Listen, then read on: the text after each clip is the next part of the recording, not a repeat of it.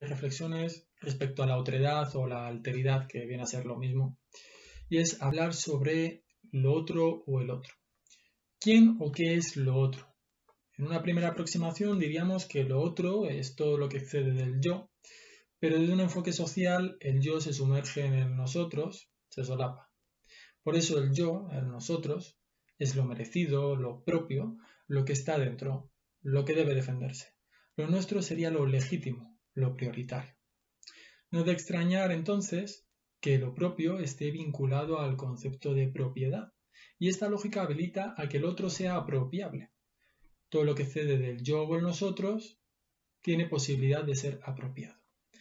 El modelo del estereotipo que ostenta el poder se apropia, domina, se apodera del otro en mayor o menor medida. Véase, por ejemplo, los seres humanos respecto al resto de animales, el hombre sobre una mujer, lo heteronormativo respecto a lo homosexual o lo transexual, el blanco respecto a otras etnias, o el rico y el pobre. Al otro se le hace suyo naturalizando la narración de la realidad, como así fue en el caso de Aristóteles y su justificación de la esclavitud, o de Kant y las mujeres. Y aquí la importancia de quienes integran ese nosotros, ese círculo de la consideración moral. El otro, con mayúsculas, es el que no posee nuestra identidad, los mismos derechos, no tiene legitimidad para entrar en lo nuestro, porque es lo propio. Pero siempre hay un otro entre nosotros, un otro que no encaja, que manifiesta una diferencia, una falta en comparación a lo nuestro. Y como no encaja, lo forzamos para que encaje, para que se acople a lo nuestro, a nuestras necesidades, claro está. La cuestión central entonces sería, ¿qué relación queremos tener con el otro? ¿La exclusión o la integración? Rápidamente diríamos que la integración. Pero si se respeta al otro en su otredad, al menos parcialmente, hablaríamos de inclusión, porque la integración está al servicio de nuestros intereses, se le integra a lo nuestro, a nuestras dinámicas, a nuestras necesidades. Así es otra forma de instrumentalizar, en un sentido fuerte, a ese otro. El extremo de la exclusión, a mi modo de ver, no es la muerte, sino la total dominación. Y así la muerte es una consecuencia más de esta dominación. Con la total dominación, la vida pierde su valor, se banaliza, se cosifica. ¿Y dónde se visibiliza esta dominación extrema?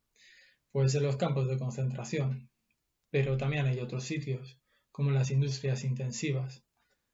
A diferencia de los campos nazis, en las industrias ganaderas, por ejemplo, no hay un exterminio o un genocidio, no hay una idea de hacer desaparecer una raza o una especie. Lo que hay es un aparato de producción y reproducción de la propiedad y la utilidad. Se fuerza a la vida para la muerte. Es decir, el único sentido que tiene estas vidas es su propia muerte. Son vidas que no merecen ser vividas. Y aquí sí que existe un paralelismo entre ambas víctimas. Porque lo animal, tanto en lo humano como en lo no humano, no tiene importancia. Por eso en la guerra o en los genocidios se denominaban cerdos, ratas o cucarachas a las víctimas, porque lo animal no merece la pena, no tiene importancia.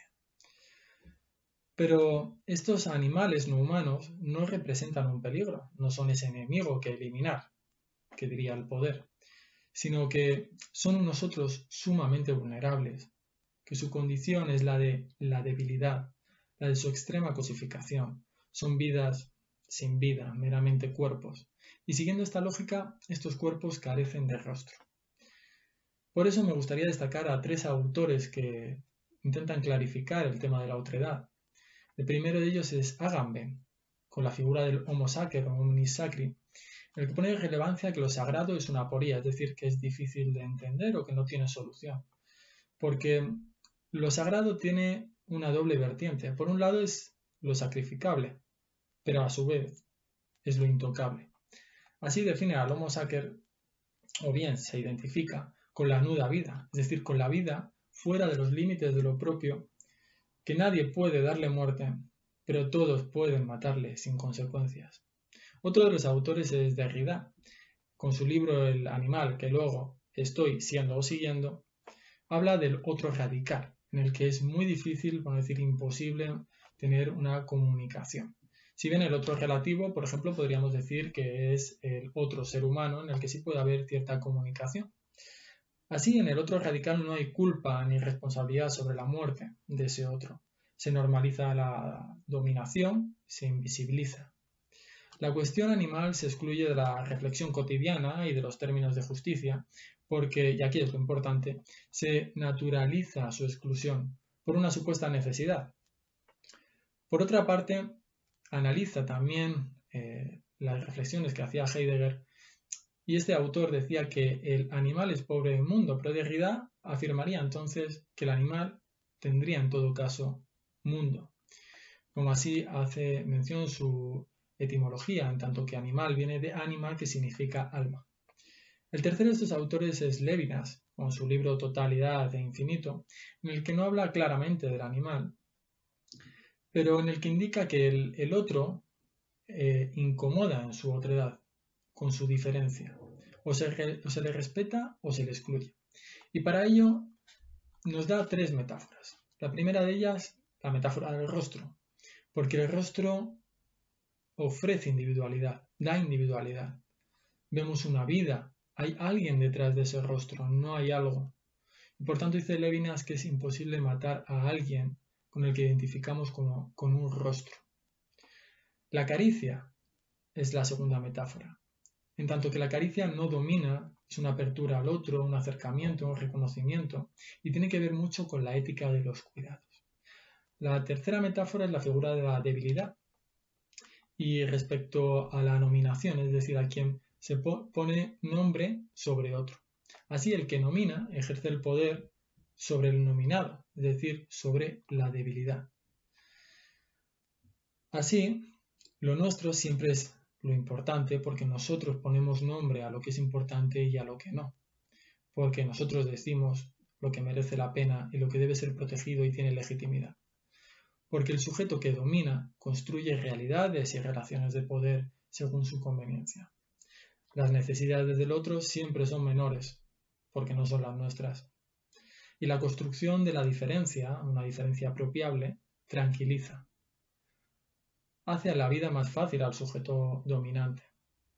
Tenemos los mismos ejemplos de antes, como el ser humano respecto al animal no humano, el hombre respecto a la mujer, el nacional respecto al extranjero, o lo normal y lo anormal. El punto es que todos somos otros para el resto. La mayoría vamos a ser un otro débil para alguien. Vamos a estar en la lógica de la apropiación y la dominación. Todos somos diferentes y vulnerables, como también diría MacIntyre. Que nuestras relaciones deben basarse en la debilidad y en la vulnerabilidad.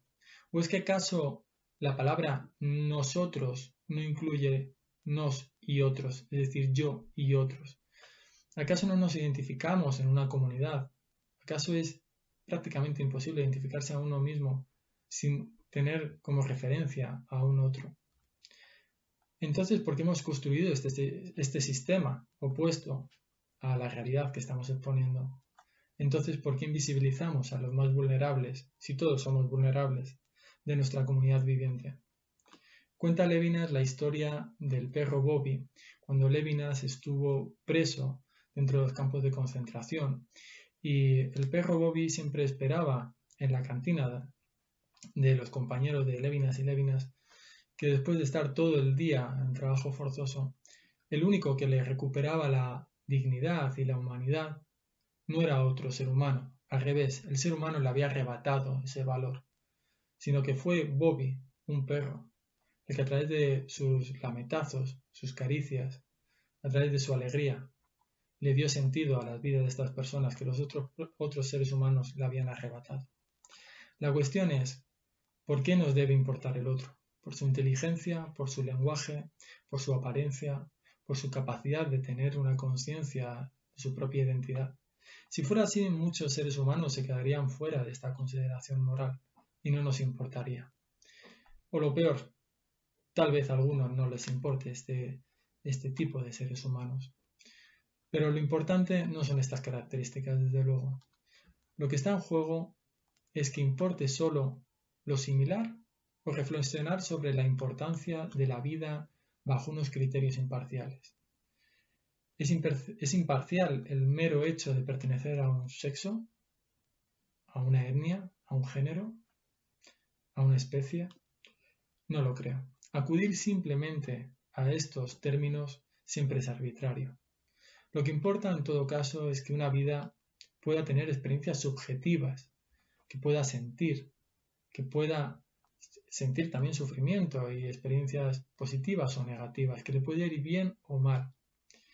Y esta es la respuesta que encontramos en relación a la compasión, porque podemos compadecer con el otro siempre que el otro pueda padecer. ¿Y quiénes padecen? Los seres sintientes, que van mucho más allá del término del ser humano. Los otros seres sintientes son el real otro, el que la otredad y la alteridad no debe descuidar.